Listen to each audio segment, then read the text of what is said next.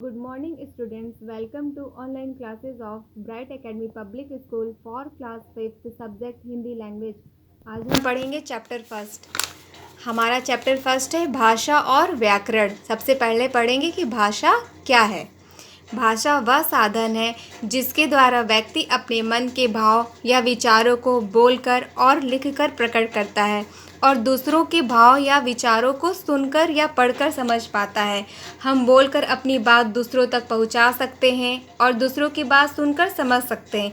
अतः भाषा द्वारा ही हम एक दूसरों से बात कर पाते हैं और एक दूसरों की बात समझ पाते हैं। मानव समाज में भाषा का बहुत बड़ा योगदान है। देखिए भाषा के कौन कौन से रूप होते हैं। पहला, भाषा के दो रूप होते हैं, मौखिक भाषा, लिखित भाषा। मौखिक भाषा यह भाषा का वह रूप है जिसपे हम बोलकर अपने मन के भाव व्यक्त करते हैं और दूसरे लोग उसे सुनकर समझ जाते हैं। एग्जाम्पल देखिए, जैसे यहाँ माँ अपनी बेटी से कुछ बोल रही है तो वह बोल रही है और वह सुनकर समझ रही है। यह भाषा के माध्यम द्वारा हो रहा है।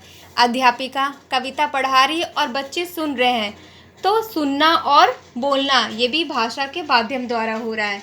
अब दूसरा, लिखित भाषा। यह भाषा का वह रूप है जिसमें हम अपने विचारों को लिपि के माध्यम से लिखकर व्यक्त करते हैं और दूसरे लोग उसे पढ़कर समझ सकते हैं। देखिए इसका एग्जाम्पल, यहाँ पे शिक्षक अध्यापिका लिखकर समझा रही है बच्चों को तो बच्चे देखकर समझ रहे हैं। अध्यापिका का लिखना और बच्चों का समझना ये भी एक भाषा के माध्यम द्वारा ही हो रहा है।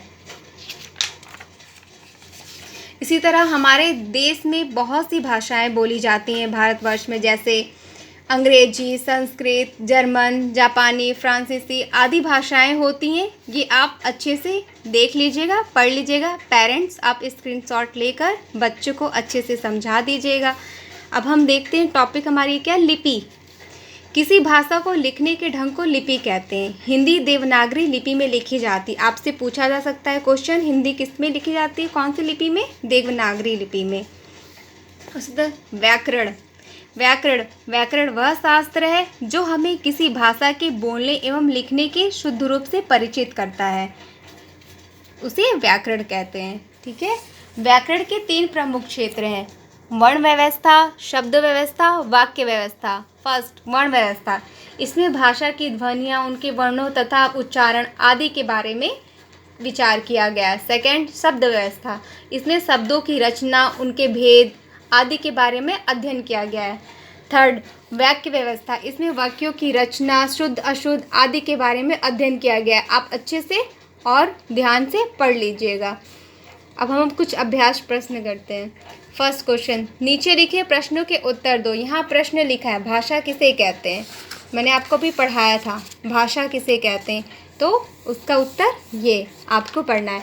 उसी तरह और भी क्वेश्चन दिए हैं, उनके उत्तर आपको अच्छे से मिल जाएंगे जब आप ये चैप्टर अच्छे से ध्यान से पढ़ेंगे। सेकंड क्वेश्चन देखिए, सही कथन पर सही और गलत कथन पर गलत का चिन्ह लगाओ। आपको सही गलत का निशान लगाना है। एग्जाम्पल के तौर पर अब मैं बताती हूँ आपको एक, जैसे भाषा केवल बोली जाती है तो क्या होगा, गलत है ना। भाषा केवल बोली नहीं जाती, लिखी जाती है, बहुत तरीके से बोली जाती है। थर्ड देखिए, रिक्त स्थानों की पूर्ति करो। भारतीय संविधान में स्वीकृत भाषाएं हैं। अब आपको ये पढ़ाया गया है चैप्टर, आप इसमें से क्वेश्चन ढूंढिएगा और आंसर लिखिएगा। आंसर अच्छे से कंप्लीट कर लीजिएगा अपने इस बुक में।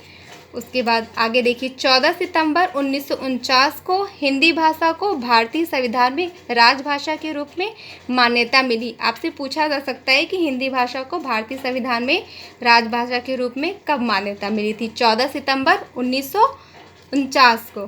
तभी से पूरे भारत में हर वर्ष 14 सितंबर का दिन हिंदी दिवस के रूप में मनाया जाता है। 14 सितंबर को क्या मनाया जाता है, हिंदी दिवस। ठीक है।